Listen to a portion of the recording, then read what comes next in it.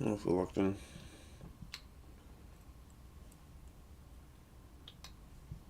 I don't know if it's my beats or what, but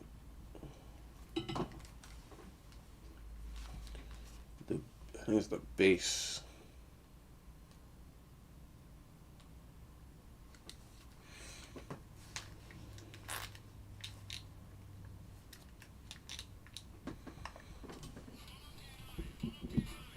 Way different.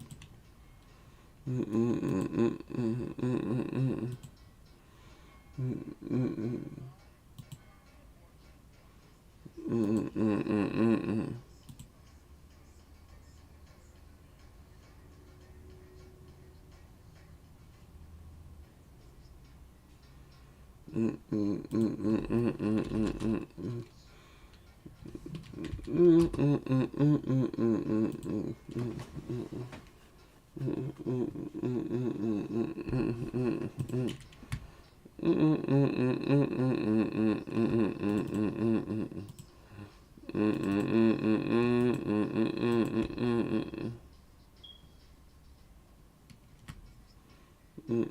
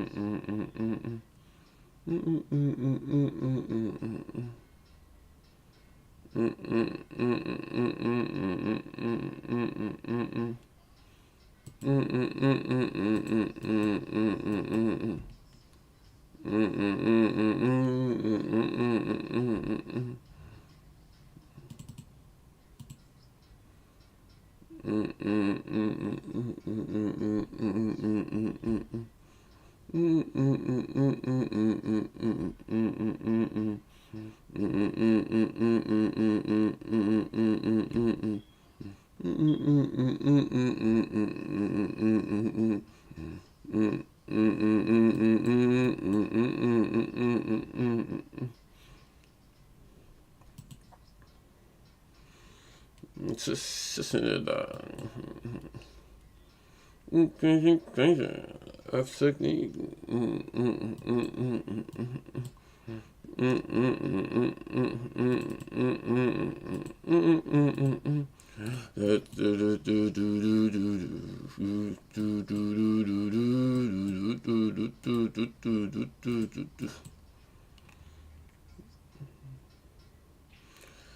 Listen to that.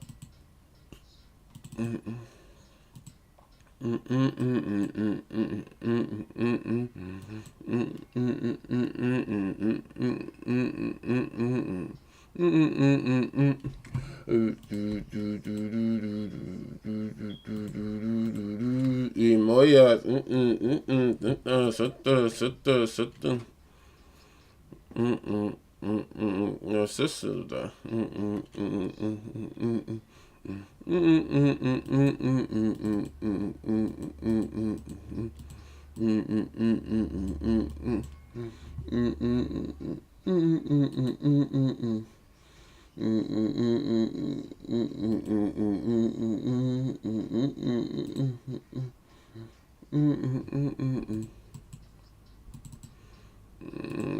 Sister, da. Kaiser.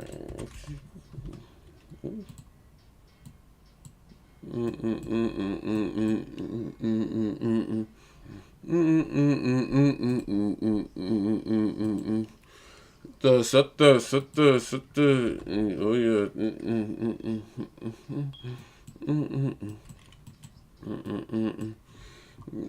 Sister, da.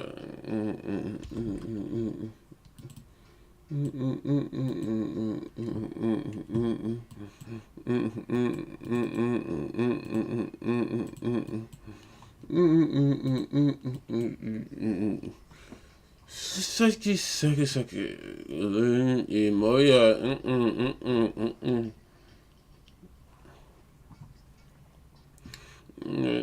Sister, da.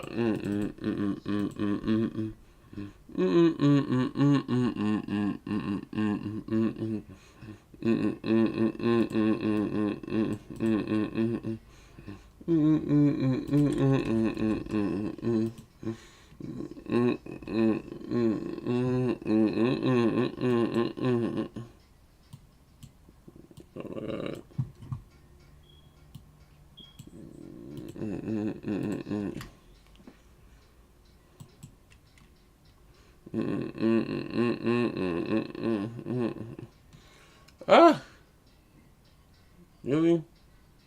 Really? Really?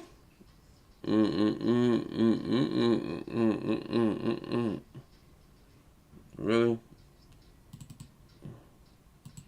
Really? Really? Really?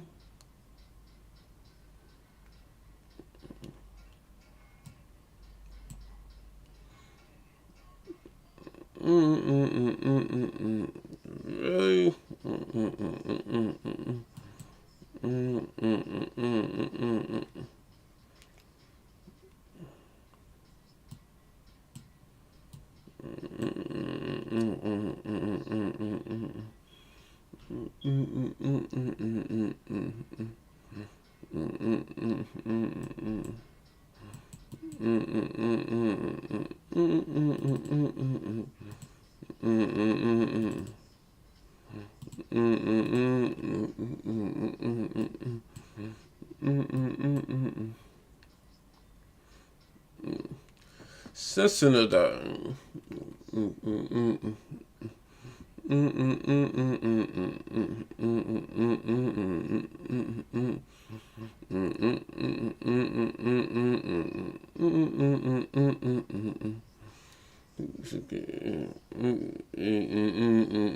Y moja.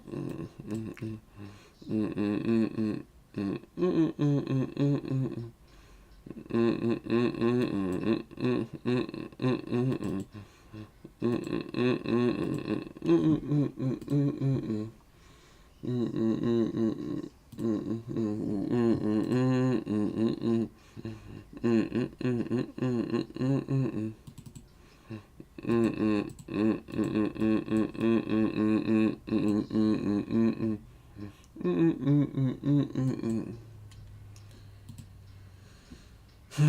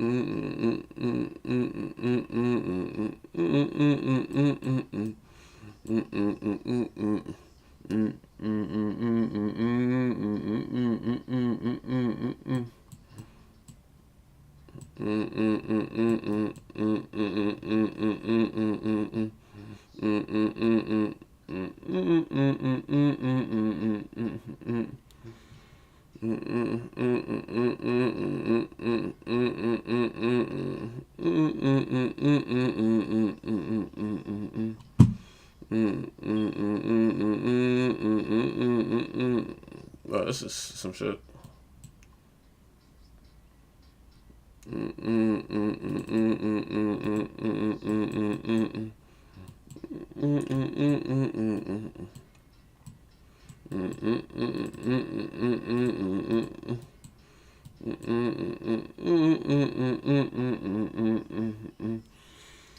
I moja for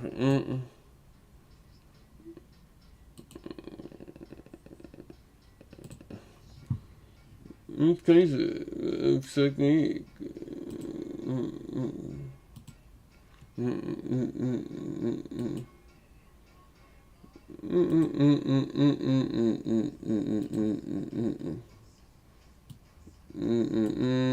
Moja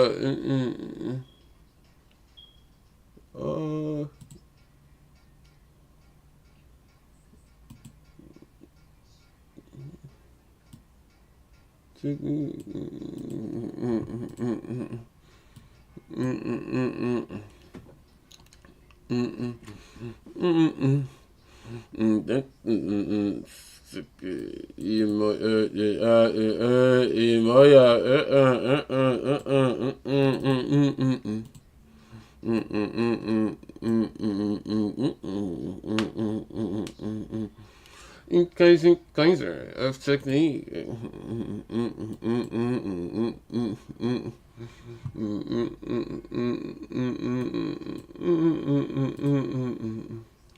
Seku Seki. Moja Sutta.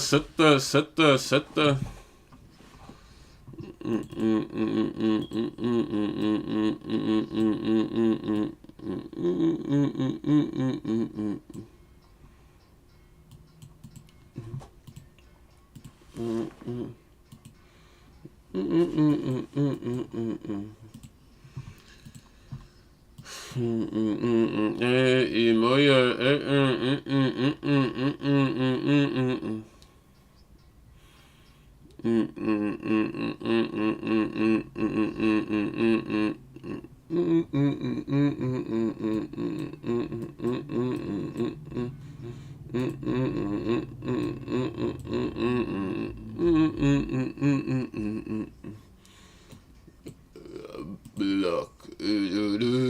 Moja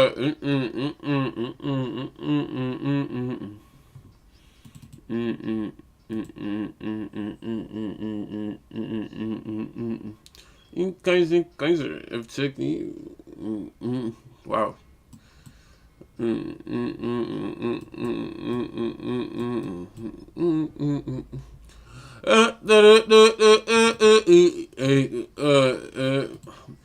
Moja Sutta. Come on, 10 seconds.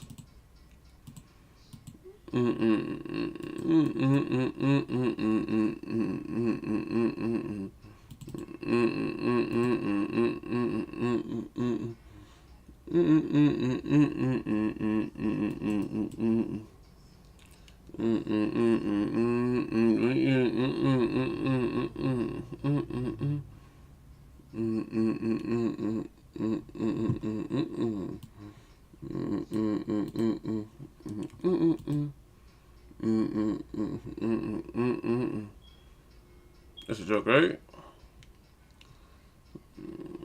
That's a joke, right?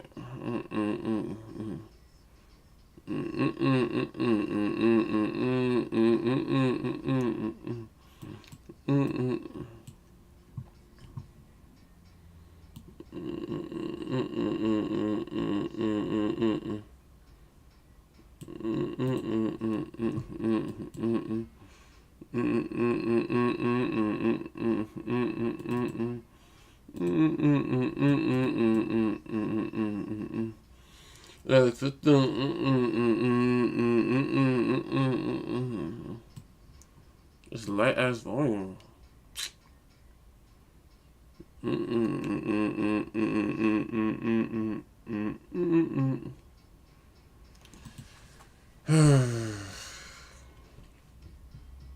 No way.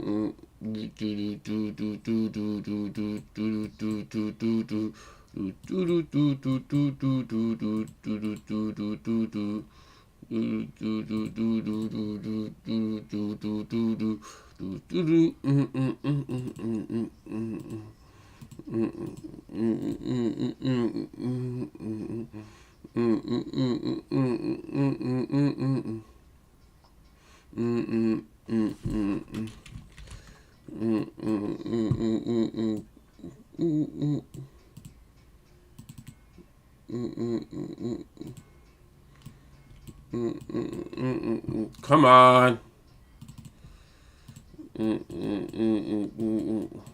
Look. Ugh.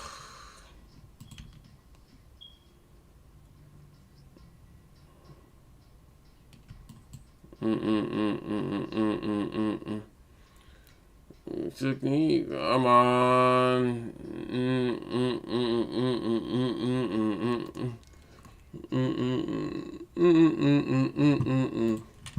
You suck, you suck. Moya. Keep going. There you go.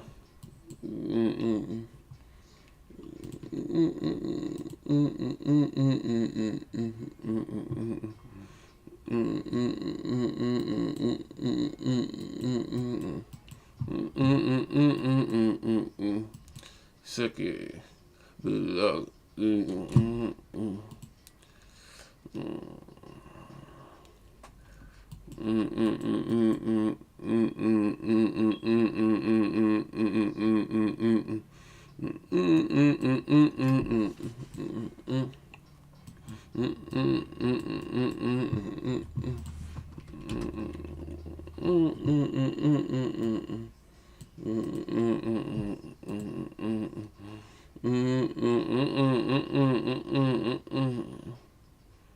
I might just cut this, bro. I'm not gonna lie.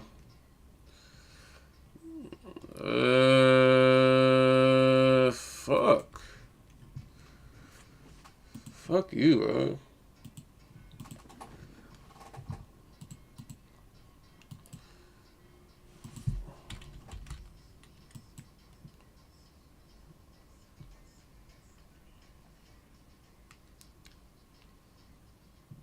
Fuck you.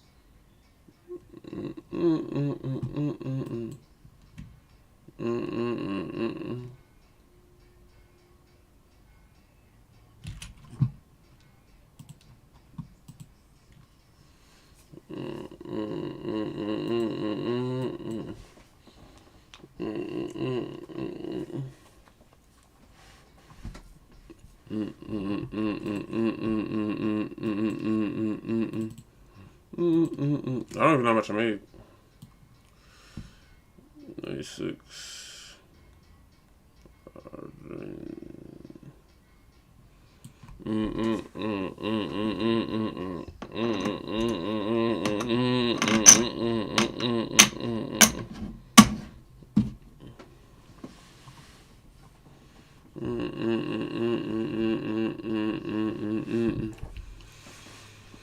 Have technique. 1, 2, 3.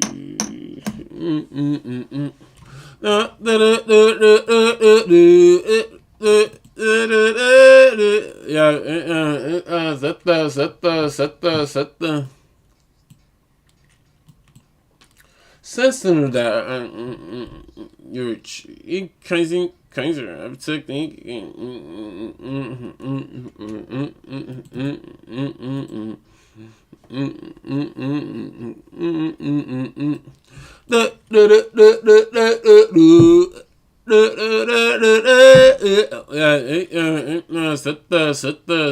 Sätta. Sensin da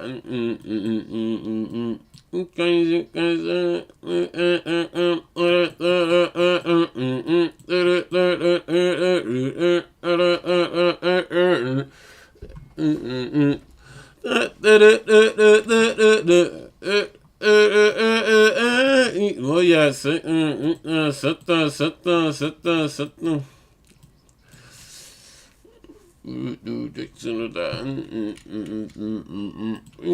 Kaiser technique.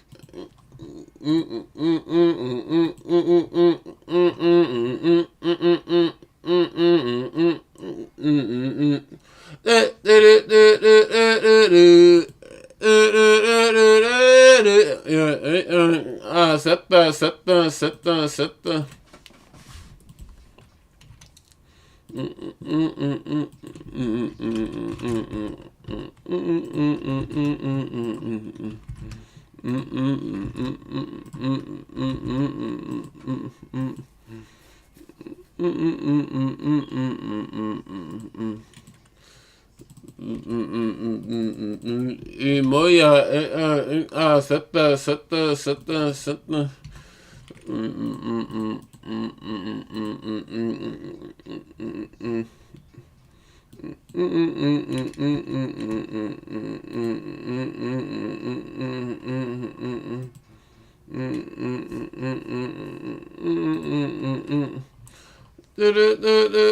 Moja sätta.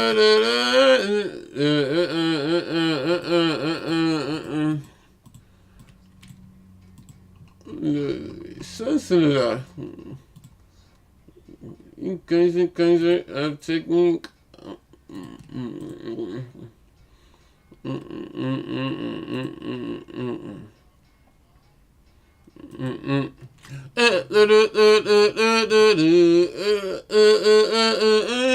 Moja sätta. Sensitive.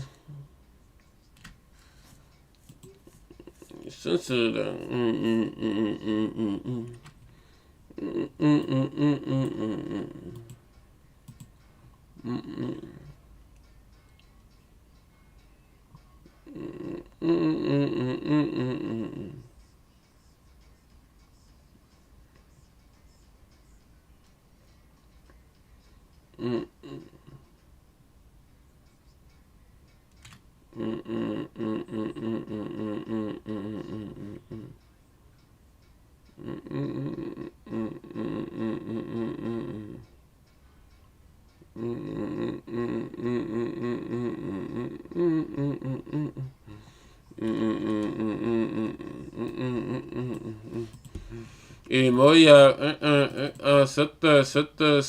sätta.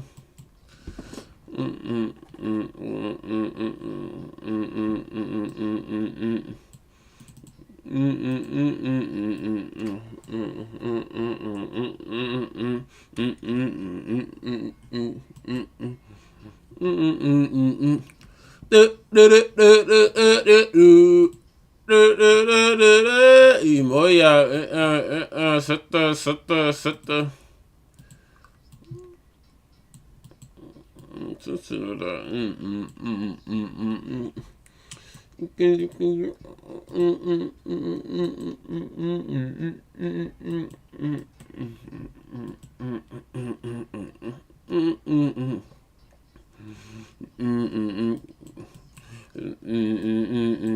Y moya,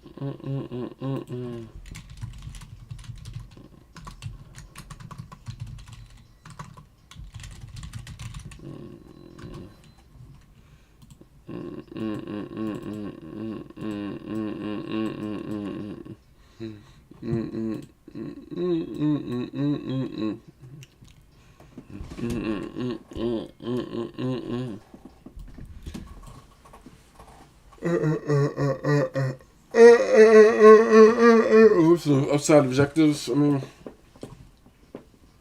you see my side.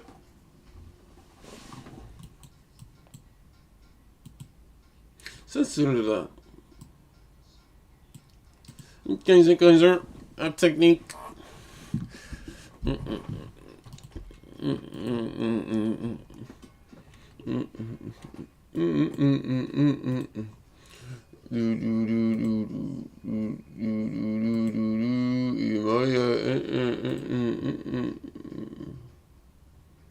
That's all I got.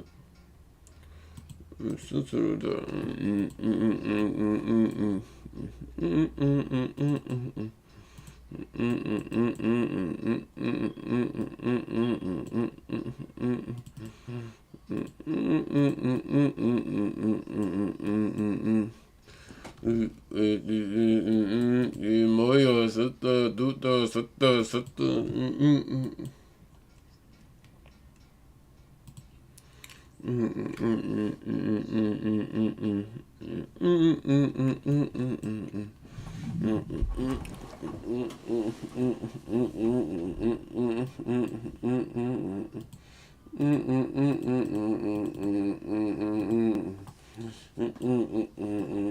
Y voy a sutta, sutta, sutta, sutta.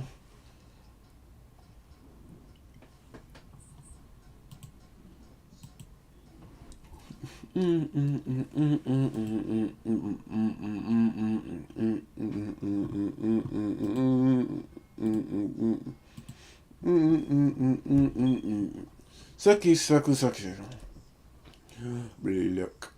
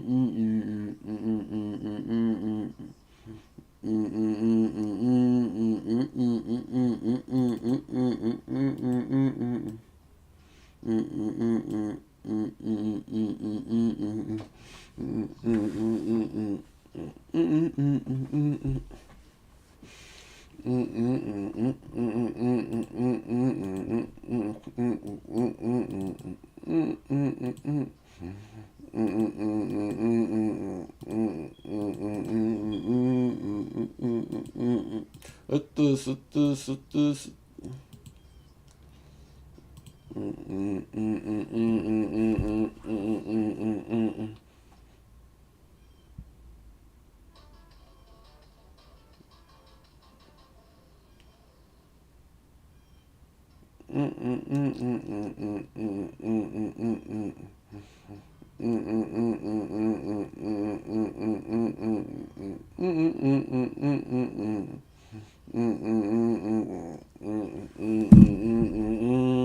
yeah, sätta.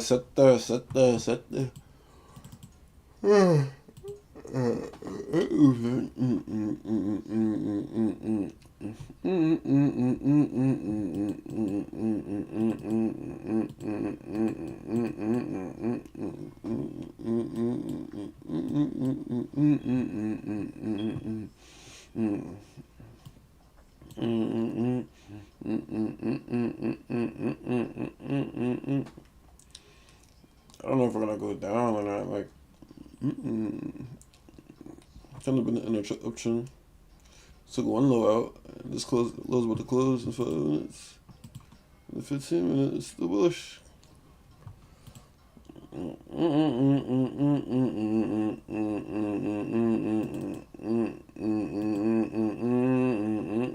It's only 15 too.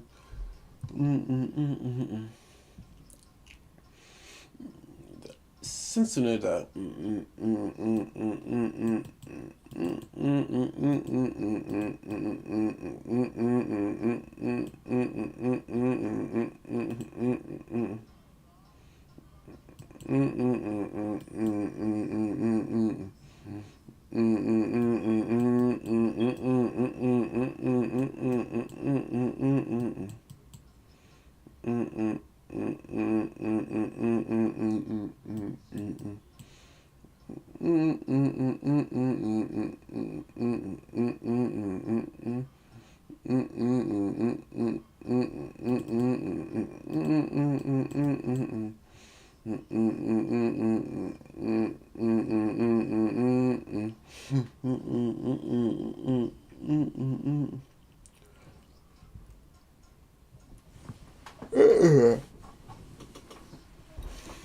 Crazy. After Siku.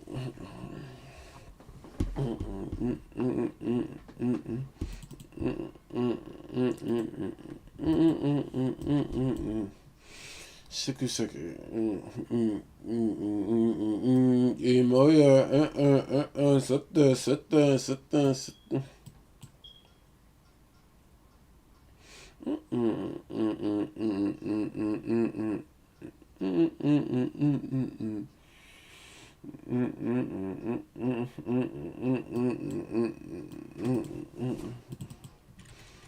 I'm not eager.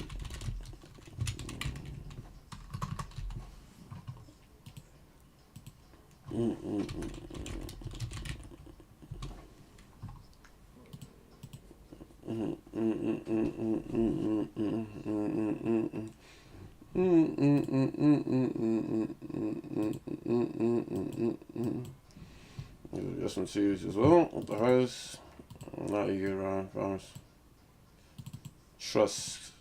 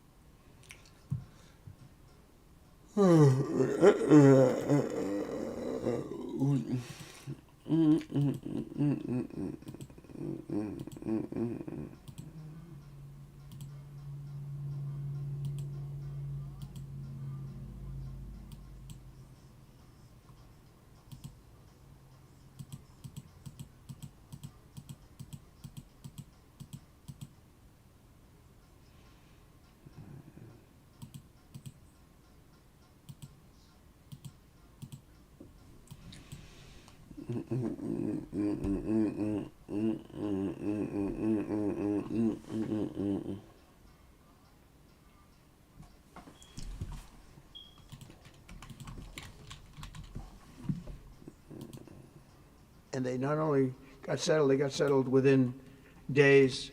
More impossible problems can be solved as we go along this very beautiful path. I think it's a beautiful path. I think it's such an important day. Even the weather's beautiful. We walk in, it's beautiful. Everything's beautiful. But the ancient wounds can be healed, and they are indeed ancient. This has been going on for so many centuries that our entire planet will be a better, safer, more beautiful, and more peaceful place for us all. We're going to be working with the United Nations very closely. We're going to bring them back. I think the United Nations has great potential, really great potential. It has not lived up to potential. The 8 wars, I never even spoke to them about one of them, and I should be speaking to them about all of them. Someday I won't be here. The United Nations will be, I think, is going to be much stronger. The Board of Peace is going to almost be looking over the United Nations and making sure it runs properly. But we're going to strengthen up the United Nations. We're going to make sure its facilities are good. They need help, and they need help money-wise. We're going to help them money-wise. And we're going to make sure the United Nations is viable. And you have some very good people at the United Nations, can do a good job. But as I said, I've said it for years, the United Nations has tremendous potential. A lot of people didn't like when I said it. They said, oh, you shouldn't say that because, we don't care about the United Nations. No, it's really very important, and I think it's going to eventually live up to potential. That'll be a big day. So I want to thank everybody for being here. You're my friends. You're great leaders. You're great people. And I can honestly say, you're strong leaders. You're tough leaders in many cases. And every single one that I'm looking at that's right here, I've gotten to know and I've gotten to respect. And really, you're friends of mine. And if I can help you at all, you let me know. But this is going to be something, the Board of Peace will be something that, the likes of which I don't think anybody's seen before. And thank you all very much. It's a great honor. I'm going to ask J.D. Vance to come up and say a few words. Thank you very much.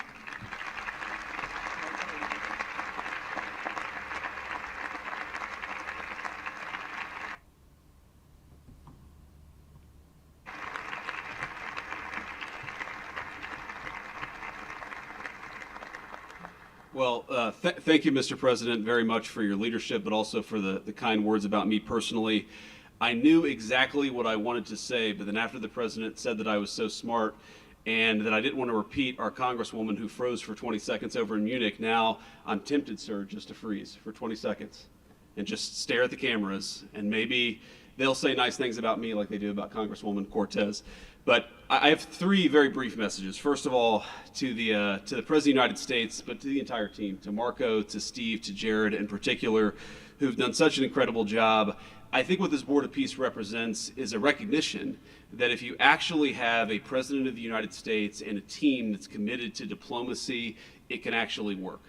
When I look at what happened to Israel on October the 7th, all those innocent people who were murdered, the fact that you had all of these hostages, and of course, a terrible war that came from it, I remember thinking to myself, how is it ever going to be possible to get these hostages home safely, to make it possible for the people of Gaza to actually have a reasonable future, but also to ensure that Israel is never attacked again? It turns out the answer was you just needed a president who was committed to the effort and committed to the work, and that's what we had, thankfully, under the leadership of this president. And you got to make peace, but then you have to make the peace stick. And that brings me to my second point. That's what the Board of Peace, I think, is fundamentally about, is making the peace stick. And it's an incredible thing that you guys have all done. So to all of the leaders gathered here today who are investing in the future, who are investing in peace, we're grateful to you. We're grateful for your partnership. And in particular, I think to the president of Azerbaijan and the prime minister of Armenia, who I just saw last week, thank you all for making it possible and for showing what real leadership can accomplish. When you set aside weapons and killing and destruction and invest in your people and invest in prosperity, it can create great things. So thank you both for what you did. I think it showed great leadership. And finally, to the American people, I think it's important that the American people recognize why we're here today. And the reason that we're here today is, yes, to save lives and yes, to promote peace, but this creates incredible prosperity for the American people. The countries represented here represent trillions of dollars of investment in the United States of America that would not have been possible without this president's leadership and advocacy for peace. The economies here represent millions of American jobs of people who are receiving products built in American factories and made by American workers would not be possible without a focus on peace. So, Mr. President, while I think this is great for the world, I also think it's really, really great for the United States of America. So we're looking forward to the partnership. With that, I want to turn it over to the MC for the rest of the program, and that is our great press secretary, Carolyn Levitt. Thank you.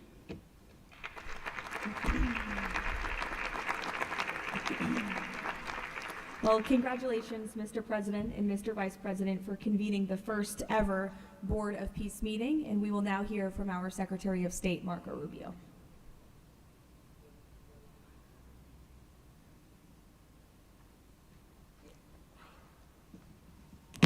I'll be brief and to the point. We want to talk a little bit about the strategic vision of this organization and begin doing so by first acknowledging that we are here today because the President of the United States, Donald J. Trump, has both an ability and a willingness to use the power of his office to think outside the box. And that's why we're here today. This was a very unique crisis in Gaza, one that the existing international institutions could not solve or figure out. It needed a very specific type solution that required the partnership of all the nations that are here, including those that are here on an observer status. And we appreciate you coming today and being a part of this as well. And that's the point I want to drive home today. And soon you'll hear from Steve and Jared, who, by the way, deserve an incredible amount of credit for pulling this together and working countless hours and traveling all over the world. They truly deserve our appreciation and thanks for the work they've put in under the leadership of President Trump to make this possible.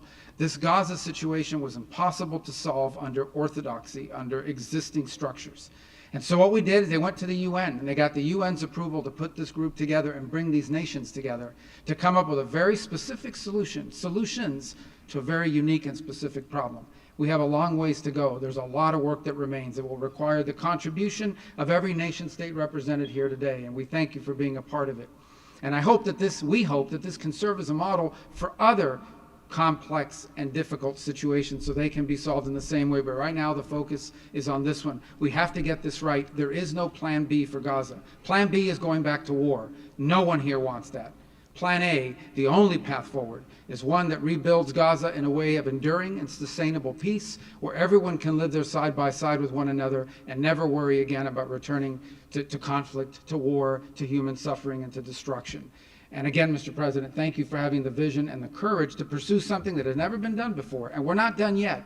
And thank you to Steve Woodcock and Jared Kushner for the time and the work they've put into this. And thank you on behalf of the State Department and the U.S. government to all of the nations that are here. Every one of you is indispensable, including our observer partners, who we hope can find your way to join us at some point as officially part of this. But we are grateful for the fact you're here today and the contributions you've made already. Thank you.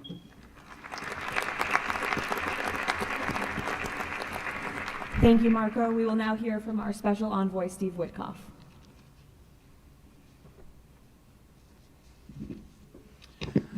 Thank you, everybody, for being here. I don't know if we ever believed that this was possible when we first started envisioning a Board of Peace, but of course, under the President's indispensable leadership And it begins with that. It begins with President Trump's leadership and his direction. We are here today, and it's pretty amazing. I think we have some people to thank. We had an amazing partnership between the mediating countries, Qatar, Egypt, Turkey, Prime Minister Mohammed. You are an exceptional human being. You really are. Ali, thank you for everything you did. That's you right over there, Ali. Wherever Hakan is, Hakan, you were amazing. And so was Ibrahim and President Erdogan, and of course, to the Egyptians, Badr, I know you're smiling because we went through so much. And General Hassan was amazing. We all became friends here. And Prime Minister Sisi, President Sisi, pardon me, and so many others.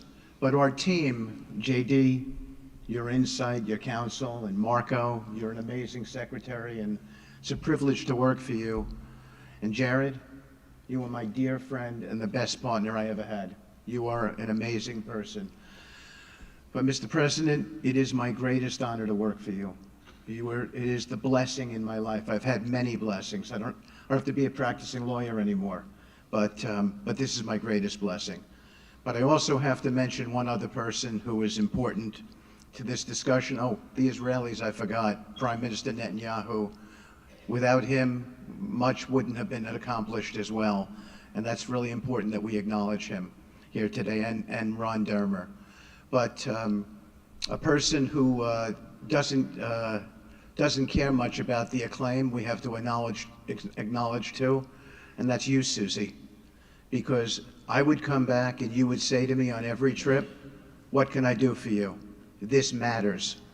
And you are an inspiration for all of us. So I thank everybody, and let me get on to, am I going on to the next slide? Sure, Caroline? sure. Okay.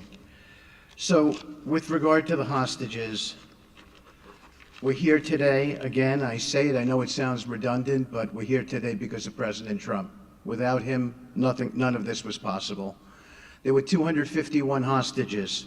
168 came out alive. 83 bodies were returned to their families so that they could grieve and remember their loved ones like in a normal way, in a way that brought their families together. So that was just as important. This was a monumental effort, and I want to tell a story about the president.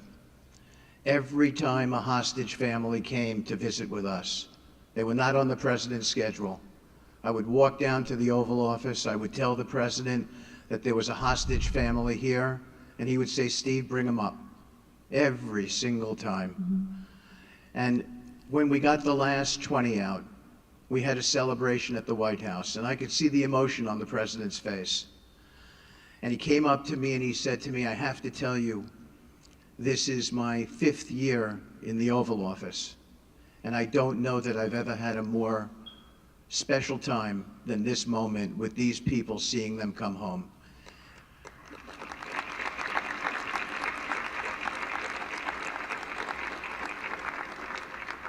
And I said to the president, you have to look around because none of them would be home without you, sir. None of them. So I only want to tell you, Mr. President, you gave me my greatest honor to work on this, on this effort, and I thank you.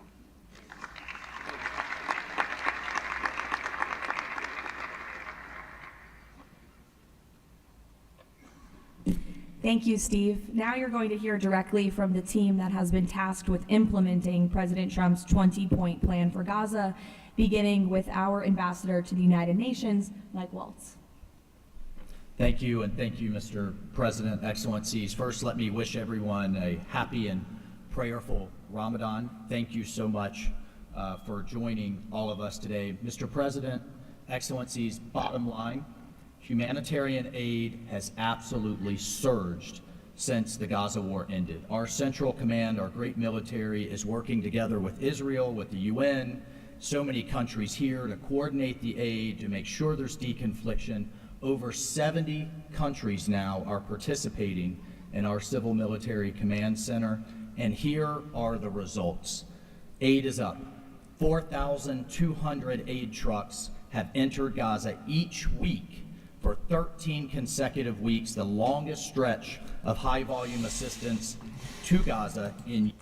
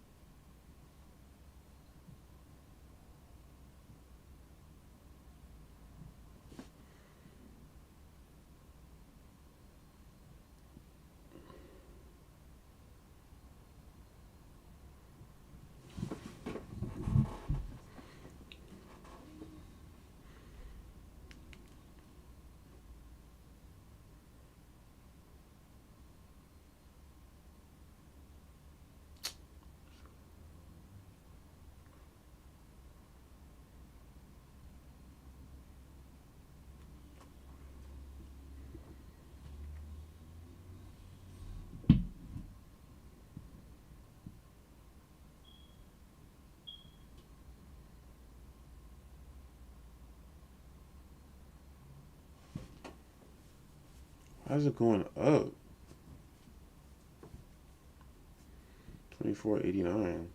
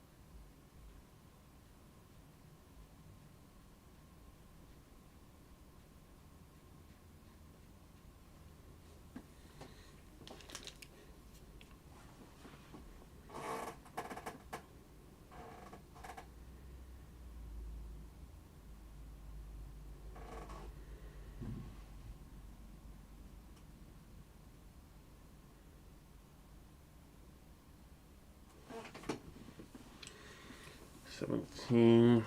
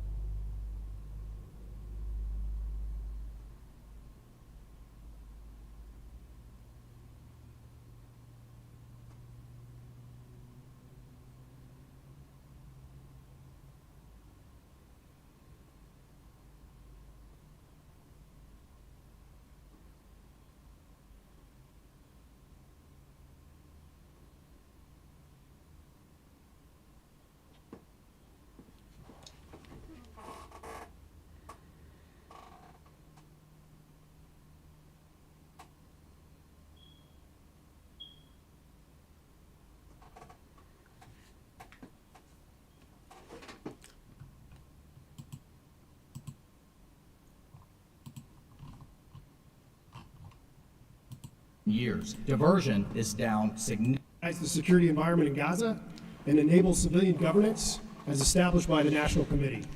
For the last few months, we've had a team on the ground of U.S. military experts preparing the infrastructure for the ISF. This team's already operating from a combined joint operations center that's going to be the headquarters for the entire ISF. As you can see on our map, our plan is for the ISF to be assigned in 5 different sectors, each sector receiving 1 ISF brigade. In the short term, we plan to deploy to the Rafah sector first, in addition to the training of police. Midterm objective is to continue to expand, sector by sector, all moving to our long-term 12,000 police and 20,000 ISF soldiers. I'm incredibly pleased to announce today that the first 5 countries have committed troops to serve in the ISF: Indonesia, Morocco, Kazakhstan, Kosovo, and Albania.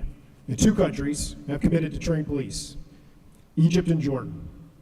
I would also like to announce that I have offered and Indonesia has accepted the position of Deputy Commander for the ISF.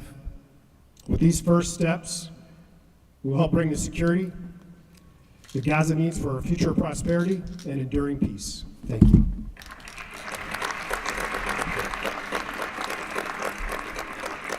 Thank you, Major General. Mr. Tony Blair. For decades, Gaza's governance has been characterized by extremism, corruption, ineffective institutions, and the complete absence of a route to prosperity for the Gazan people.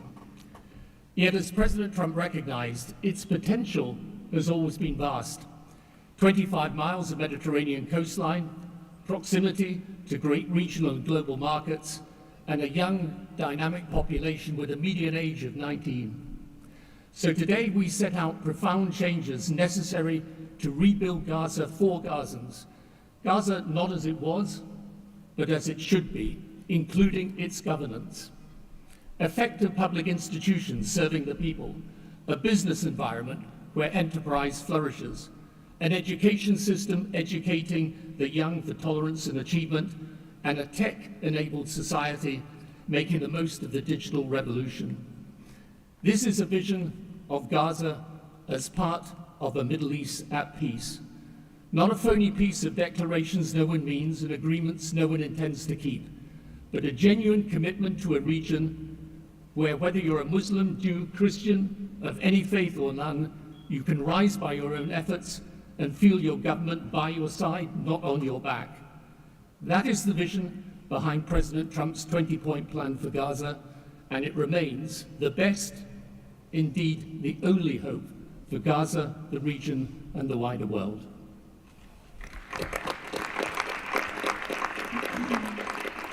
Thank you. Mr. Yakir Gabay. Hello, everybody. Thank you, Mr. President. Gaza is destroyed. We assembled here on this historic day with common vision to rebuild Gaza for the next generations.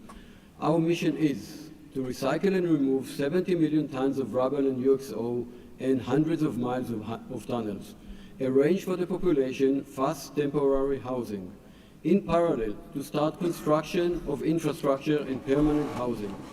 We have a detailed master plan for housing and infrastructure of modern schools and hospitals, manufacturing and agriculture, roads and trains, water and energy plants, logistic hubs, telecom, tech and data centers, sports and leisure facilities, seaport and airport, and much more. We lined up many regional contractors who build housing for millions of people in the Middle East. They will join the massive redevelopment with competitive pricing. The funding is ready and will be invested in a free economy. The local population will build their own cities, which will create hundreds of thousands of jobs and will revive the economy. The Gaza coastline is 26 miles long. It can be developed as a new Mediterranean Riviera with 200 hotels and potential islands. The value goes to the Gazans through the Gaza Sovereign Fund. This plan is all subject to a full disarmament of Hamas. Thank you very much. Together we will make this vision into a reality.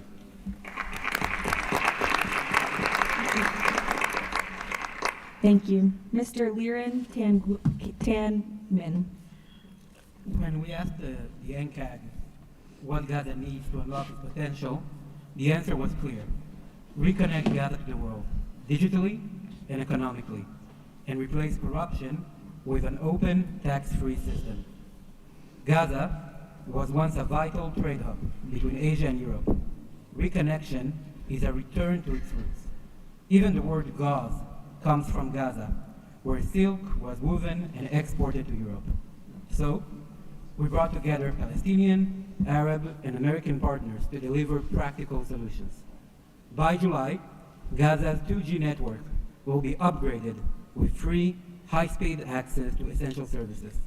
The NCAG is building a secure digital backbone, an open platform, enabling e-payments, financial services, e-learning, and healthcare with user control over data. This effort is supported by our regional partners, and I believe you will hear some exciting news from them on that later today. In parallel, we're advancing an Amazon-like logistics system to help Palestinian launch businesses import globally and trade securely. This will lower prices, drive growth, and help transform Gaza into an open, transparent, corruption-free economic zone. Thank you. Thank you. Mr. Mark Rowan. Mr. President, distinguished leaders, the goal is simple. Take the momentum all of you have provided and build it into something that is not just temporary relief, but something that provides a long-term foundation that will enable many of the goals we've spoken about today to be achieved. We plan to do this by gathering Gaza's productive assets in one unified structure. This will allow independent, professional, conflict-free management of the resources to benefit the Gazans.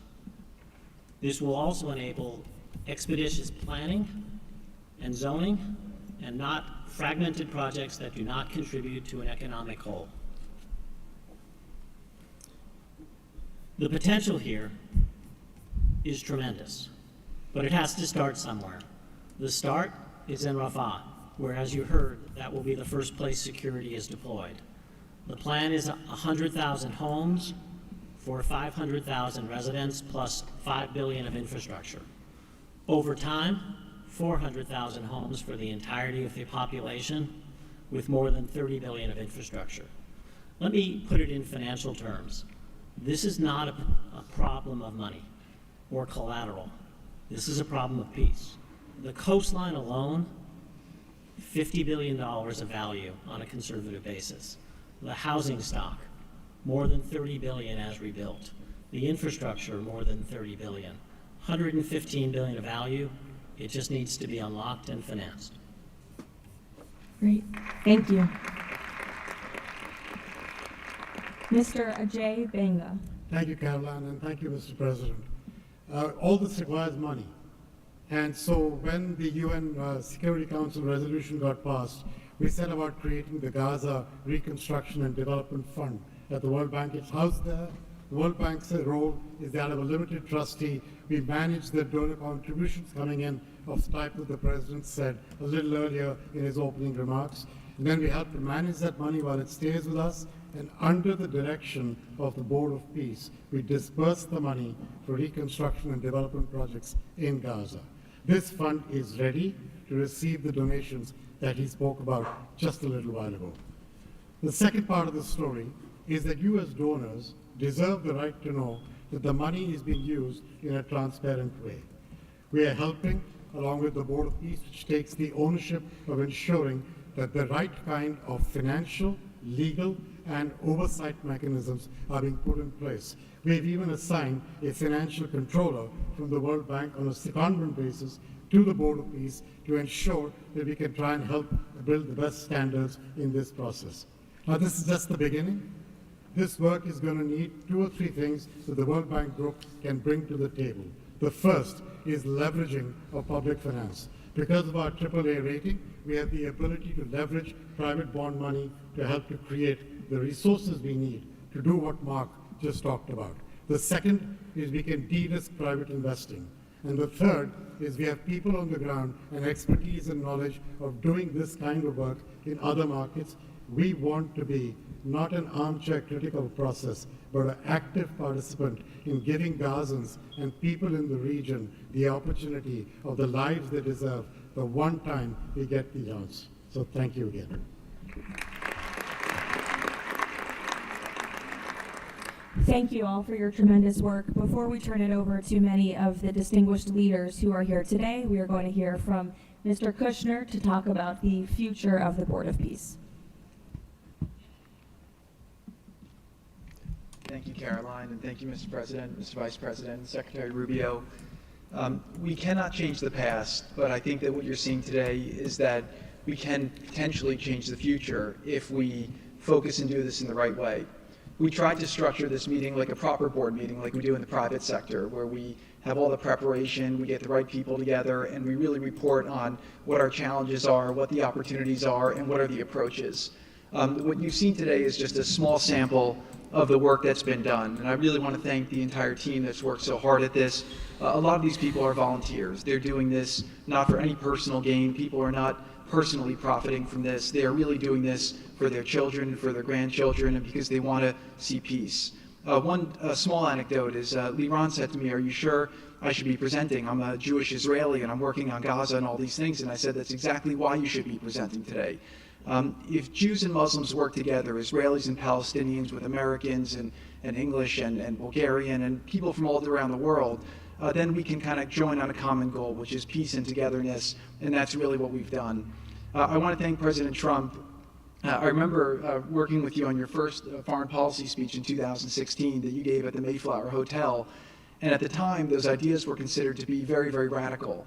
What I saw as somebody who didn't have any foreign policy experience were just common sense ideas. Why can't the world be better? Why can't there be peace? Why can't there be more prosperity for all people in all ways? And I think over the last decade, you really have changed the way that the world thinks about a lot of these things. And I think that this organization is bringing a new approach and new ideas and new people together in order to effectuate it. I'd really like to thank all the countries that joined on very early.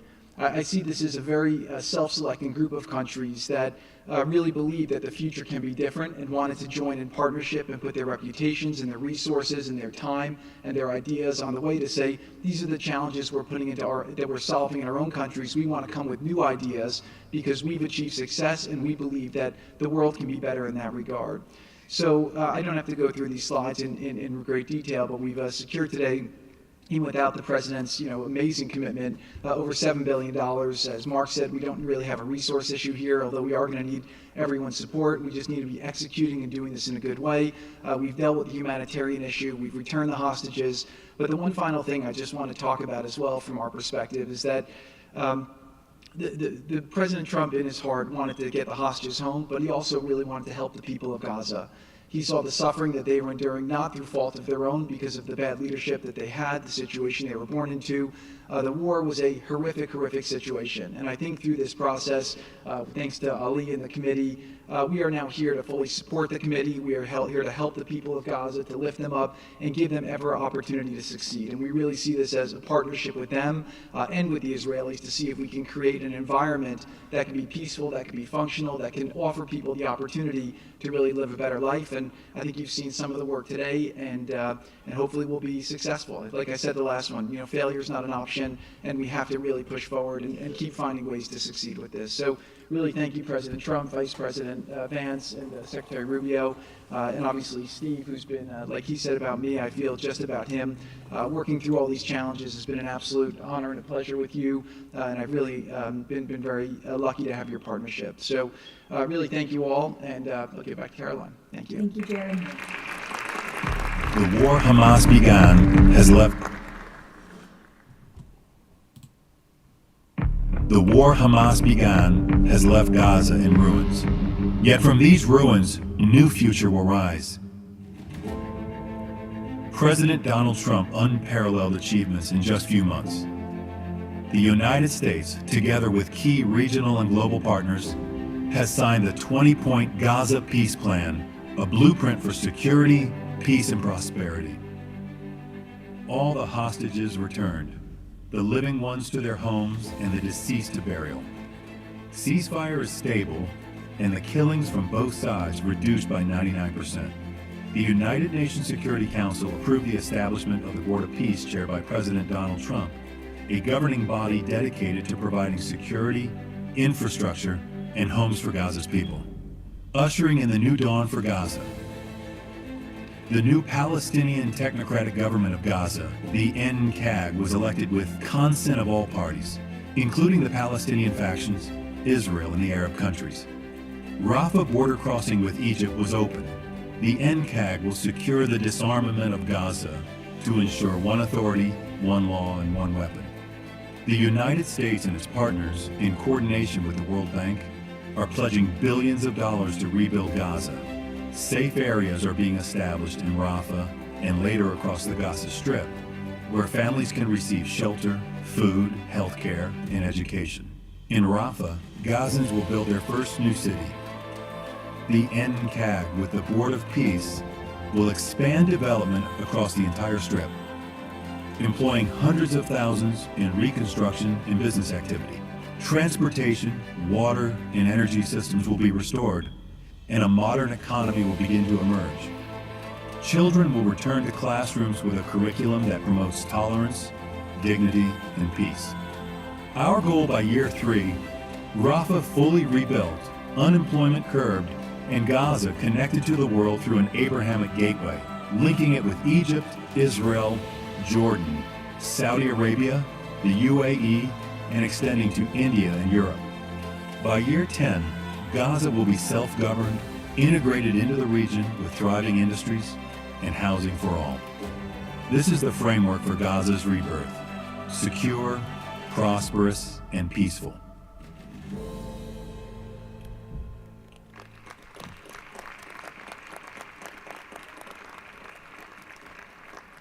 It's amazing. Now we will hear from our distinguished leaders who are here today, beginning with the King of the Kingdom of Bahrain. You're welcome.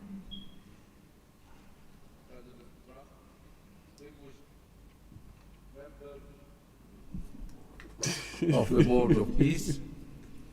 It is an honor to participate in this inaugural meeting of board convened by President Donald Trump. I take this opportunity to extend my heartfelt congratulations on this worthy and timely initiative.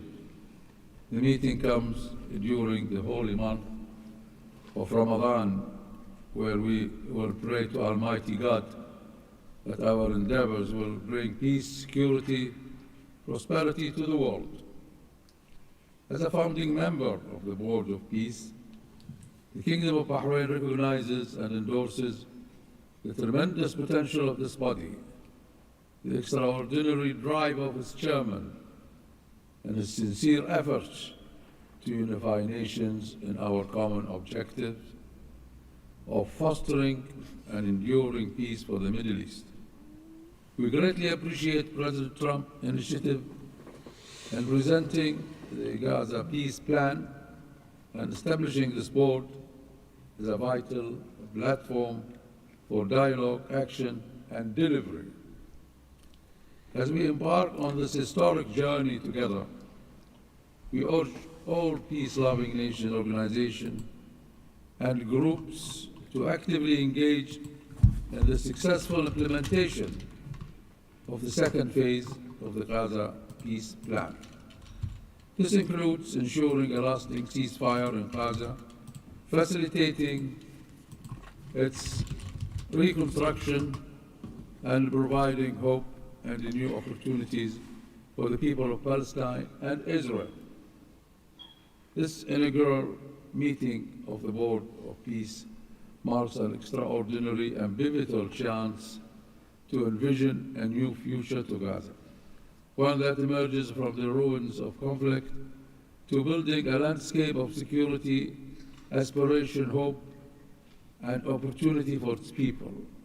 And reaffirming our commitment to this vision, the Kingdom of Bahrain has contributed the funds towards the operations and administration of the Board of Peace, and today we announce our readiness to provide the necessary infrastructure and skills to establish an effective government digital services platform for Gaza.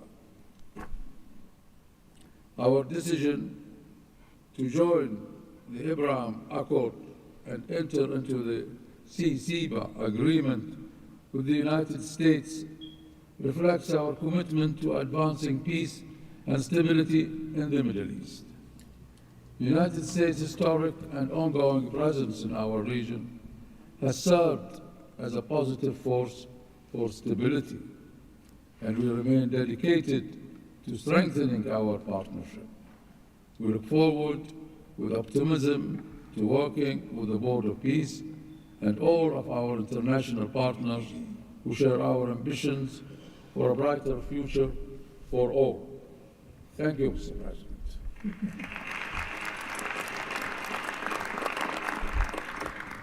Next, the President of the Republic of Kazakhstan. Dear Mr. President, ladies and gentlemen, our meeting here at the Donald Trump U.S. Institute of Peace comes at a moment when decisive and pragmatic actions matter most. In fact, it's about making durable peace through practical, target-oriented measures, but not through endless conferences with wishful resolutions. Mr. President, your clear vision and far-sighted approach to promoting global peace and stability has inspired my country to join the Board of Peace. The Board of Peace is widely expected to respond directly to new realities by reinforcing existing multilateral efforts. The world has never seen a move like this. It is absolutely unprecedented because, in essence, peace through construction is a very innovative concept or project, and it has every chance to become a reality by our joint efforts.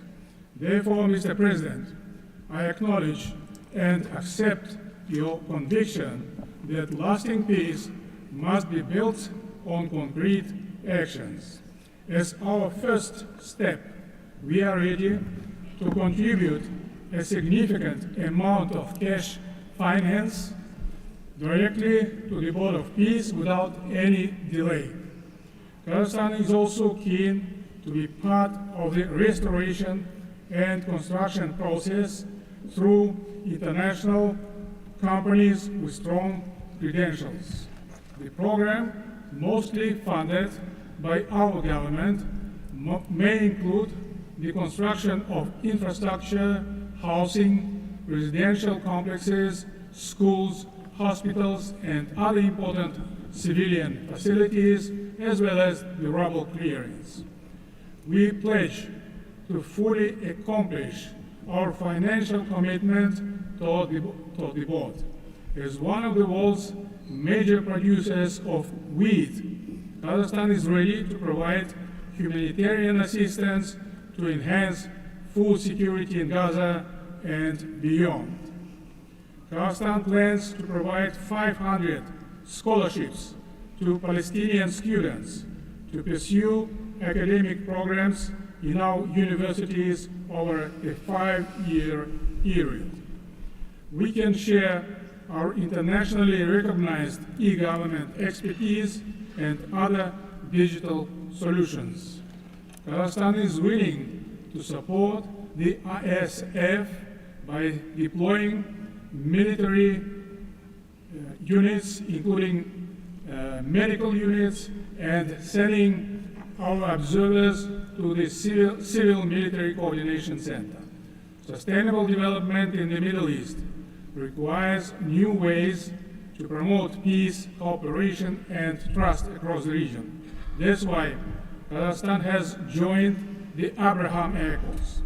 This crucial move is fully aligned with the noble mission of the Board of Peace.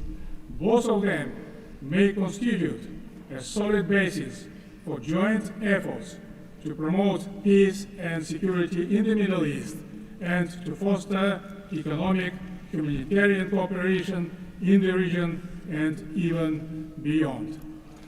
Given the global nature of the board's agenda, Kazakhstan is committed to providing practical support, including through hosting meetings at different levels and scales. I also would like to propose to establish a special President Trump's Award of the Board of Peace to recognize his outstanding peace-building efforts and achievements. I am confident, Mr. President, that under your strong leadership, the Board of Peace will successfully deliver its great noble mission. Thank you. Next, the President of the Republic of Uzbekistan. Уважаемый господин президент Трамп, ваше превосходительство, позвольте выразить искреннюю признательность президенту Соединенных Штатов Америки Дональду Трампу за созыв инаугурационного заседания Совета. Несомненно, сегодняшний саммит – это результат политической воли и прагматизма президента Трампа. Узбекистан поддержал миротворческую инициативу о создании Совета мира и твердо заявил о намерении принять практическое участие в его успешной реализации. Убежден, что работа Совета позволит сформировать благоприятную обстановку для экономического и социального восстановления сектора Газа. При этом любой механизм внешнего управления должен непременно опираться на внутреннюю поддержку населения сектора. Скоординированные усилия всех сторон позволят обеспечить устойчивость постконфликтного процесса и создание условий для скорейшего восстановления Газы. Подчеркну, что Узбекистан готов внести посильный вклад в возведение жилых домов, детских садов, школ и больниц. Уважаемые друзья, символично, что нынешний саммит проходит в Институте мира имени Дональда Трампа. Наша встреча является ярким проявлением международной солидарности, миротворчества и общего стремления к улучшению ситуации на Ближнем Востоке. Мы должны использовать эту историческую возможность для построения новой Газы с процветающей экономикой и достойным условием жизни для всего населения. Благодарю за внимание.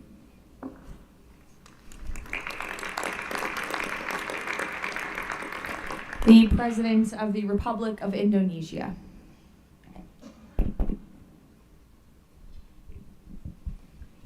President Trump, distinguished delegates, Indonesia, from the first day that we studied President Trump's 20-point plan, we completely agree and we are fully committed to this plan, and that is why we joined the Board of Peace. We are committed to its success. We know there will be a lot of obstacles, there will be a lot of difficulties, but we are very optimistic with the leadership of President Trump. This vision of real peace will be achieved. There will be problems, but we will prevail. We will achieve our dream of peace in Palestine, peace, a lasting and peaceful solution for the Palestinian problem and in Gaza. The achievements of the ceasefire is real. We commend this, and therefore we reaffirm our commitment to contribute significant number of troops, up to 8,000 or more if necessary. We are prepared to contribute the troops to take part actively in the international stabilization force to make this peace work. Thank you very much.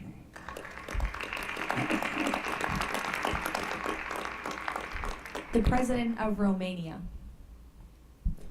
First of all, President Trump, thank you for convening this very important meeting, and thank you for your involvement and leadership for the peace plan in Gaza, a peace plan that has been comprehensive and stable, and also for your efforts and results in other parts of the world.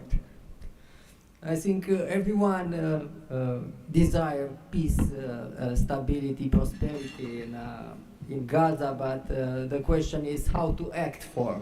And That's why this meeting is, and this format is important.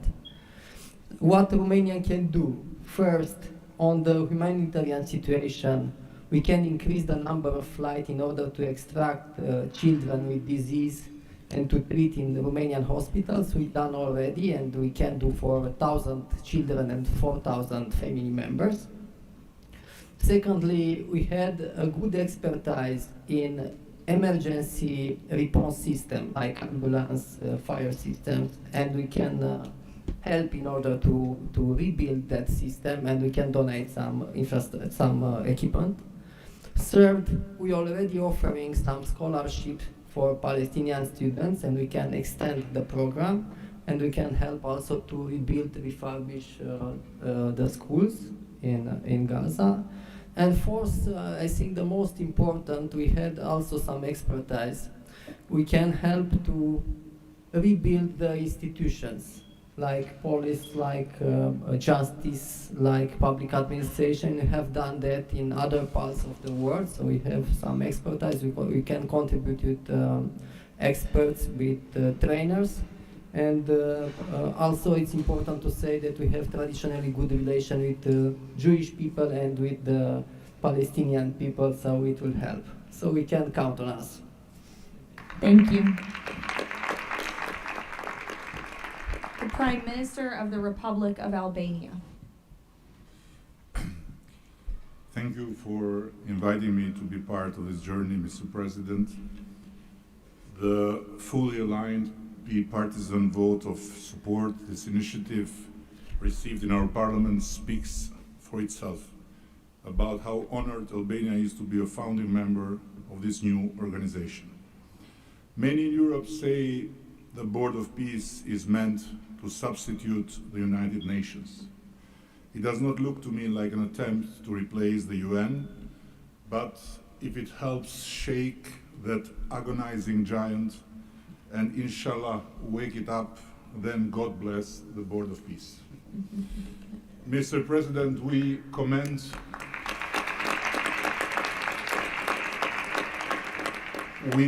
your decisive role in bringing a halt to the heartbreaking conflict in Gaza, and Albania has confirmed its participation in the stabilization force with our troops. At the same time, I propose that this board invite all countries to contribute directly by building a dedicated public facility for Palestinian children,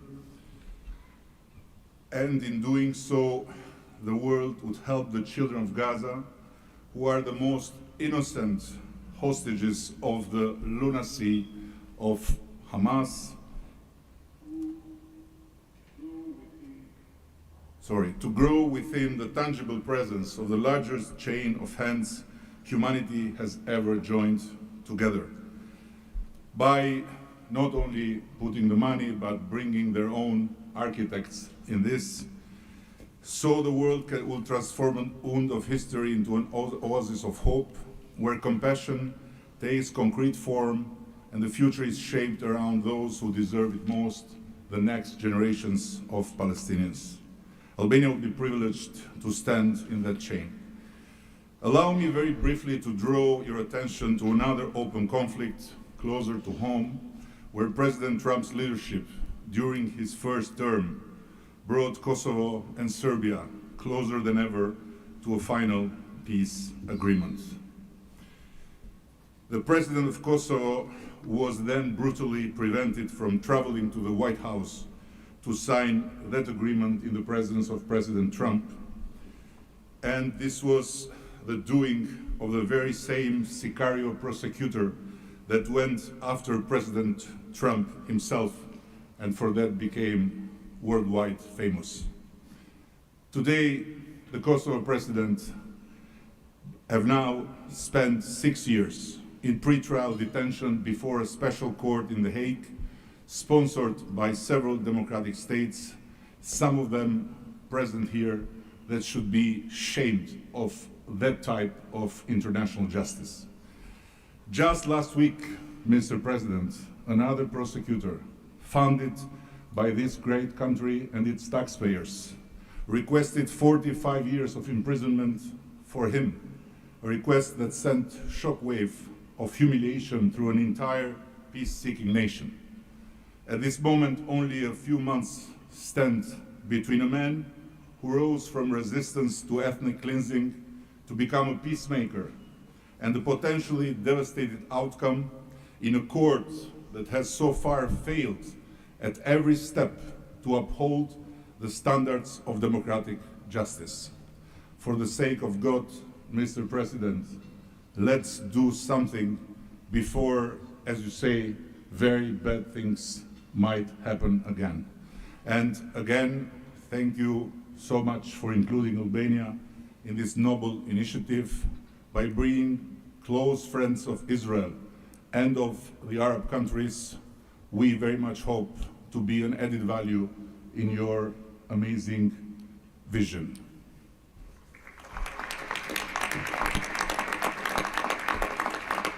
Next, the Prime Minister of Egypt. Your Excellency President Donald Trump, distinguished participants, I thank President Trump for convening this meeting. His Excellency's direct involvement and commitment to promoting peace in the region has been instrumental in achieving an end to the conflict in Gaza, which was previously considered unattainable.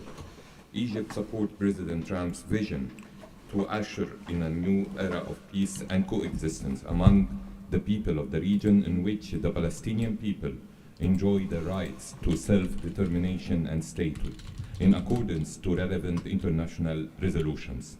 Egypt also appreciates President Trump's firm position on rejecting the annexation of the West Bank. Egypt supports the mandate of the Board of Peace as a principal framework for governing the transitional period in Gaza.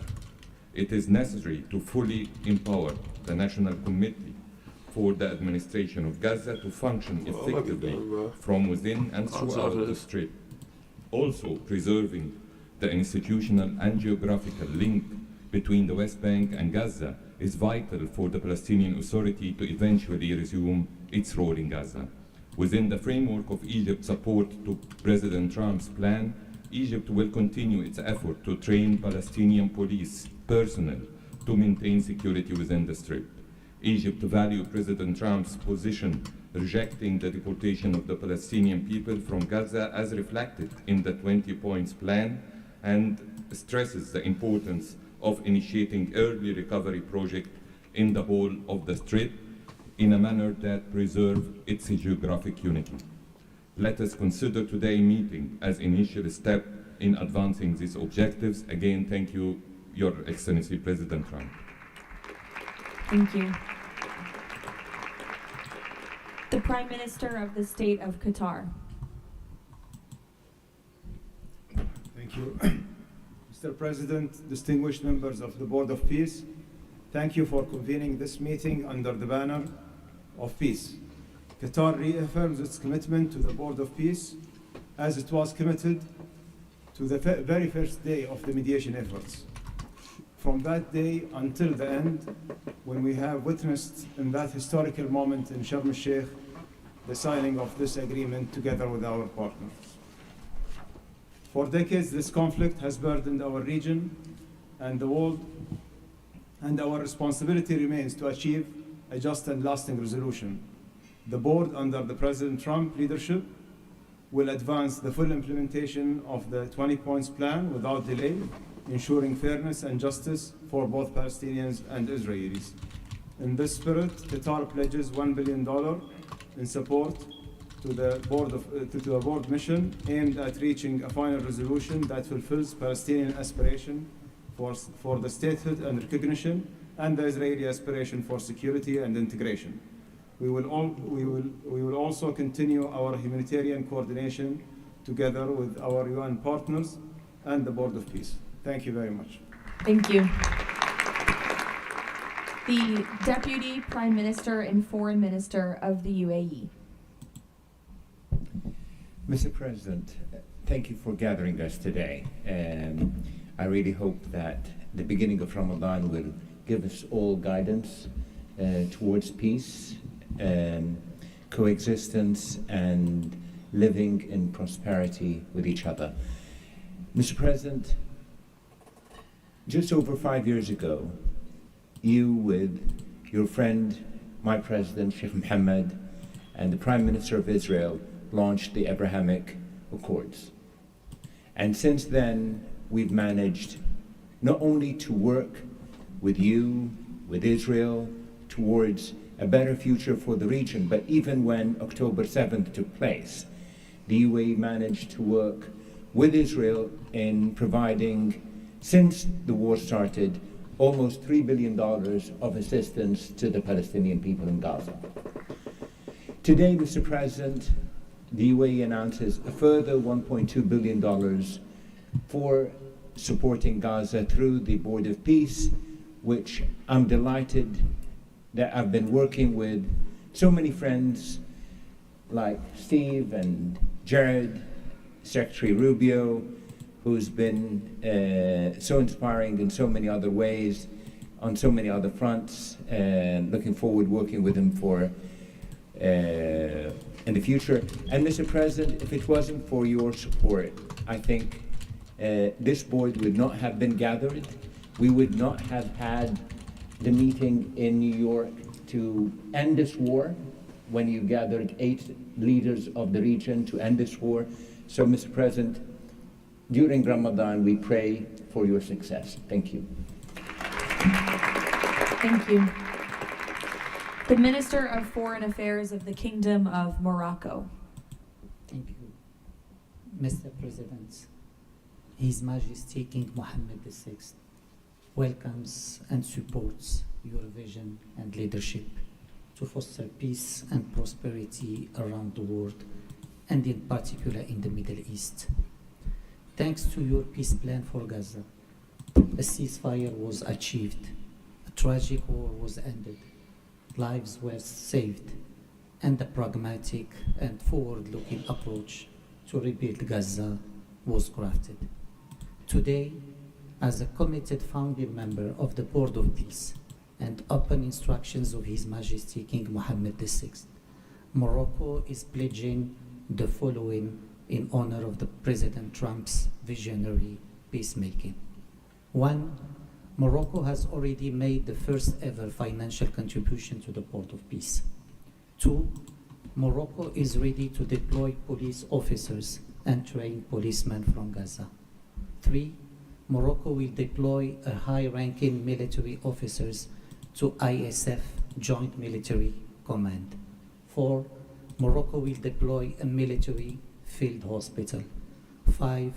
Morocco is ready to lead a de-radicalization program to fight hate speech and promote tolerance and coexistence. To conclude, allow me, Mr. President, to briefly highlight 4 elements. The conditions set in phase 2 of the your 20-point plan should be met for the success of our action. Preserving stability in the West Bank is crucial. The Palestinian ownership is important through legitimate institutions. Lastly, you are, Mr. President, the only leader able to bring peace to the Middle East. We hope that the stabilization of Gaza will help launching a global and genuine peace process based on the two-state solution. Thank you. Thank you. The Minister of Foreign Affairs of the Republic of Turkey. Mr. President, distinguished participants, after 2 years of immense suffering, ceasefire in Gaza has been achieved thanks to President Trump's personal engagement and our collective efforts. Yet the humanitarian situation remains fragile, and ceasefire violations continue to occur. A prompt, coordinated, and effective response is therefore essential.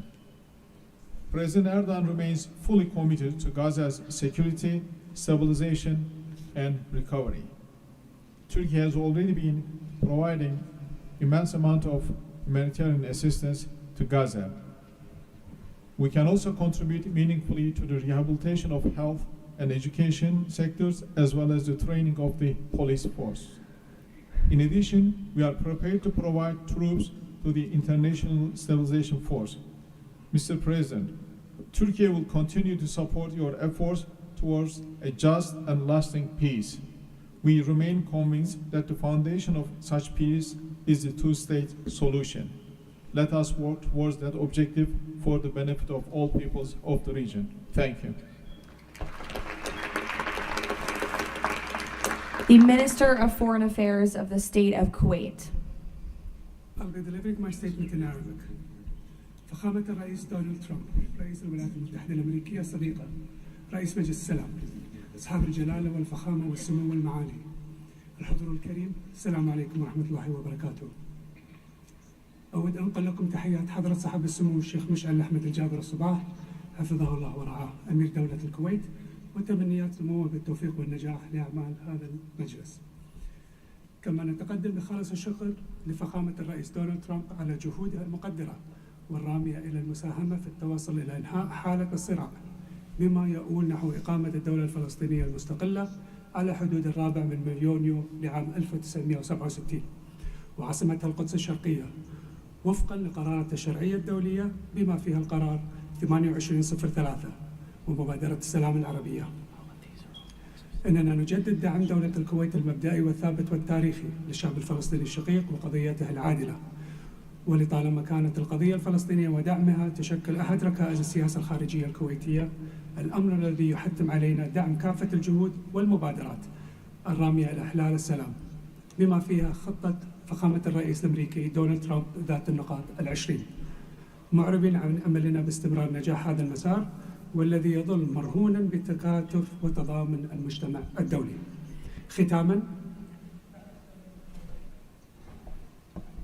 مالية بقيمة $1 مليار أمريكي على مدى السنوات القادمة دعما لجهود مجلس السلام وتأكيدا على التزام دولة الكويت الثابت بدعم كل مسعى يهدف إلى رفع المعاناة عن الشعب الفلسطيني الشقيق وتحقيق الأمن والاستقرار في غزة.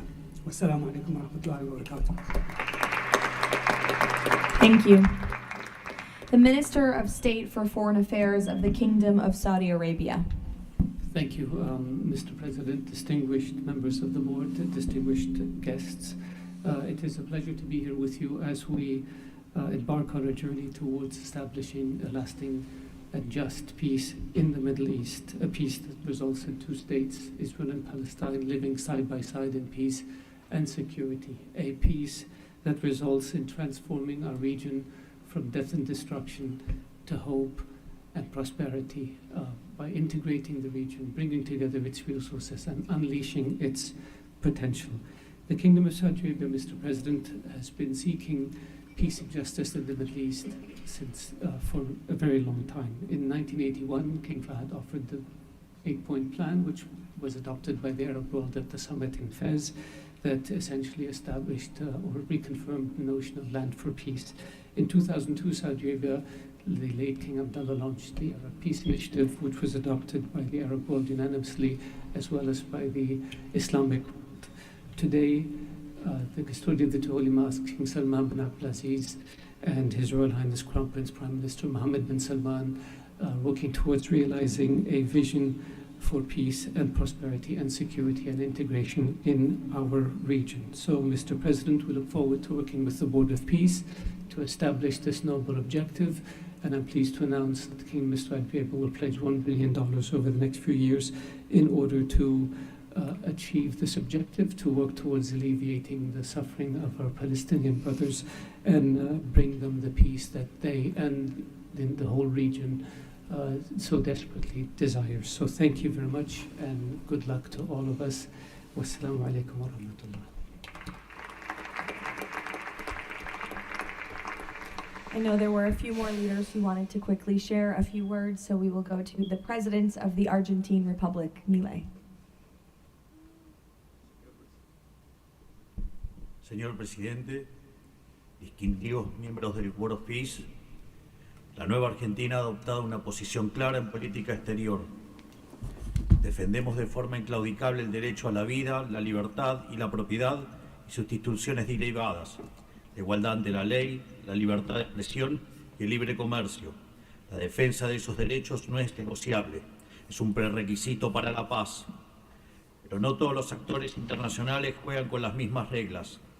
Hay quienes rechazan esos derechos, los pisotean y se benefician de lo que los demás respeten. Frente a ellos, la buena voluntad no alcanza. Necesitamos instituciones con voluntad y capacidad de hacer valer las reglas. La paz duradera no se construye sobre consensos que ceden en lo fundamental. Se construye sobre la determinación de defenderlo, si vis pacem para bellum. La Argentina participa de este Consejo con la convicción de que la paz exige decisión política y una arquitectura institucional capaz de sostener soluciones reales en el tiempo. El presidente Trump ha predicado con el ejemplo, mediando el acuerdo de paz en Gaza, acuerdo que luego ratificó la resolución 2803 del Consejo de Seguridad de las Naciones Unidas. El Consejo de la Paz nace como expresión de ese liderazgo, con el mandato de ejecutar un plan de pacificación y reconstrucción, y los mecanismos para hacerlo, entre ellos una fuerza internacional de estabilización. En esta etapa inicial, Argentina está lista para contribuir. Ponemos a disposición la colaboración de nuestros cascos blancos. Nuestra trayectoria en operaciones de paz es un capital probado que ponemos al servicio de la fuerza de estabilización. Creemos en una diplomacia que asume riesgos para alcanzar la paz. Creemos en el liderazgo que enfrenta desafíos complejos con determinación, como el del presidente Trump. Y creemos que la única paz que vale la pena construir es la que descansa sobre los derechos innegociables del hombre. El Consejo de la Paz ofrece un marco para avanzar en esa dirección. La Argentina lo respalda. Muchas gracias. Thank you. The Prime Minister of Hungary, Mr. Orban. Dear Mr. President, Excellencies, dear colleagues, first of all, let me express the appreciation of the Hungarian people to President Trump for his tireless peace efforts all around the world. Hungary is the only country to be represented here on the highest level among the founding members from the European Union. I represent a country which has been living in the neighborhood of a brutal war for the last 4 years. We all know this war would not have broken out if President Trump had been in office at that time. However, President Trump's return to office offers a great chance to multiply the peace efforts not only in Gaza, but in Ukraine as well. We in Europe understand clearly that the security situation in the Middle East, and especially in Gaza, has a significant impact on the security of Europe. Therefore, our participation in the boat of peace is not only based on principle, but also on our own security interest. Let me also share with you that there is serious talks going on in Europe about the boat of peace and its future role. We understand that during the recent decades, international organizations have failed to fulfill their role to preserve peace and stability worldwide. Therefore, new initiatives are needed to bring forward the issue of peace globally. We are sure that President Trump's initiative to establish the Board of Peace is such a step to the right direction. President, we are proud to be among the founding members, and we are happy to be in such a great company. Thank you very much. Thank you. President Peña of Paraguay, who tapped my shoulder, wants to say a few words. Yes, thank you, Caroline. Thank you, President Trump. Thank you for bringing hope again, President Trump. I think that of the many things that you have achieved in the last 12 months as President of the U.S., I think the greatest thing, and I'm probably the youngest head of state here, is hope, President. We have lost hope about solving problems for many, many decades. A system that was broken, a system that was not able to bring solutions. Now we're seeing that thanks from your leadership, we are solving the issues. I come from a country that 160 years ago faced extinction. We went to a war against our neighbor and we lost 60% of our territory and 90% of the male population. So we know on our own flesh the hardship and all the difficulties of war. That's why Paraguay is so proud to be a founding member of the Board of Peace, and we're here to collaborate. Maybe we are not going to be the country that's going to bring the more money or the more security forces, but I think that there is a lot that all of the countries can bring to the table to solve these issues. Paraguay, together with a handful of countries, have been supporting Israel, and we will continue to do so. But we come here with an open heart to work for peace. And today is Gaza, tomorrow will be another conflict area in the world, but we need to solve each of all these conflicts, and I really appreciate the leadership that you have taken, President. Paraguay stand ready to collaborate next to you. We're gonna continue to support the US initiative.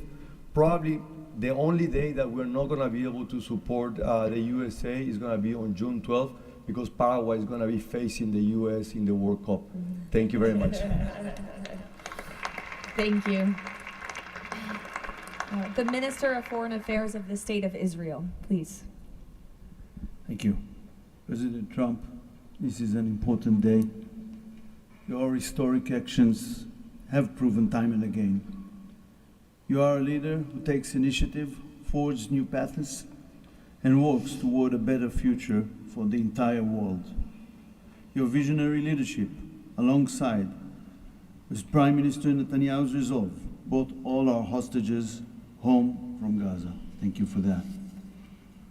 I'm proud to represent here the State of Israel that stood through such a difficult war for 2 years on 7 different fronts, demonstrating resilience and strength.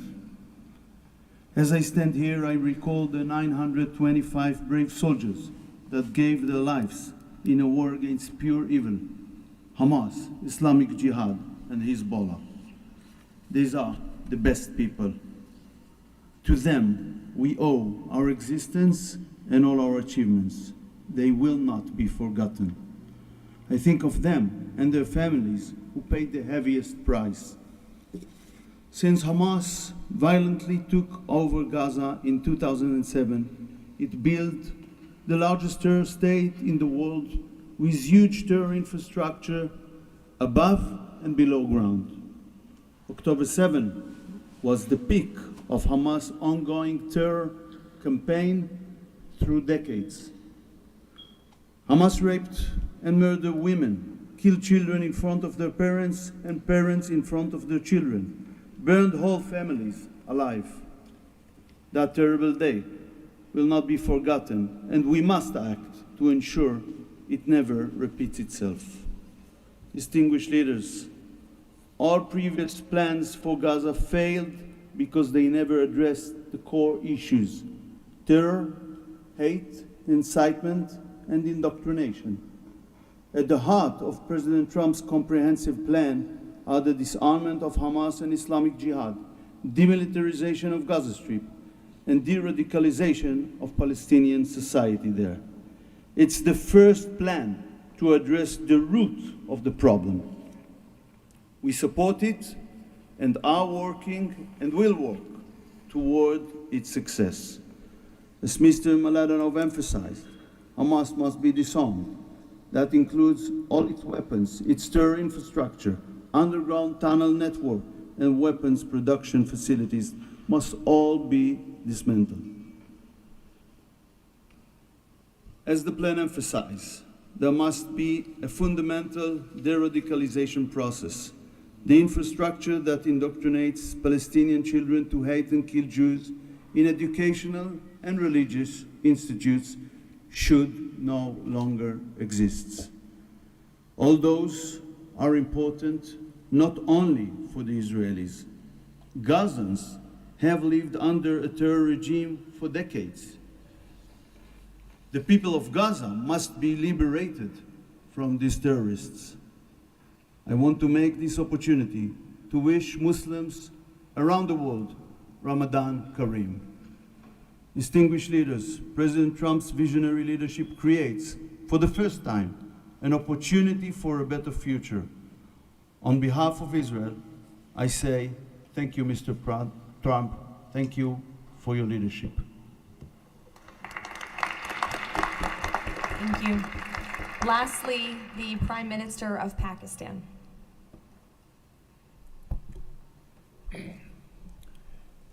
Bismillah ar-Rahman ar-Rahim. Your Excellency, President Donald J. Trump, members of the Board of Peace, distinguished guests, ladies and gentlemen, Assalamu alaikum and a very good morning. It's a great honor, Mr. President, to attend this inaugural Board of Peace meeting in this holy month of Ramadan, and may God reward you and make you successful in your efforts to bring lasting peace in Gaza. Mr. President, we deeply appreciate your unique initiative and your dynamic leadership in advancing peaceful solutions to conflicts across the globe. Your bold diplomacy has surely brought calm to many international serious hotspots. Your timely and very effective intervention to achieve ceasefire between India and Pakistan potentially averted loss of tens of millions of people. You have truly proved to be a man of peace.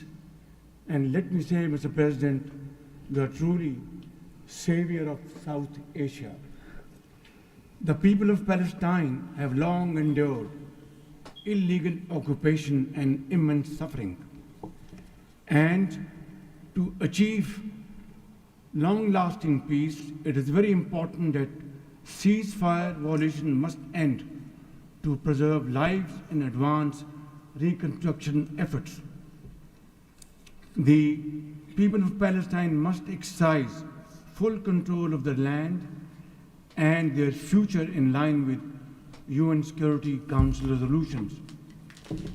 Mr. President, we must work together towards a credible pathway to Palestinian self-determination through the establishment of an independent, sovereign, and contiguous state of Palestine in line with the relevant resolutions. Mr. President, we hope that under your visionary and dynamic leadership, we will ensure a just and lasting resolution to the issue of Palestine. And today is a day which will mark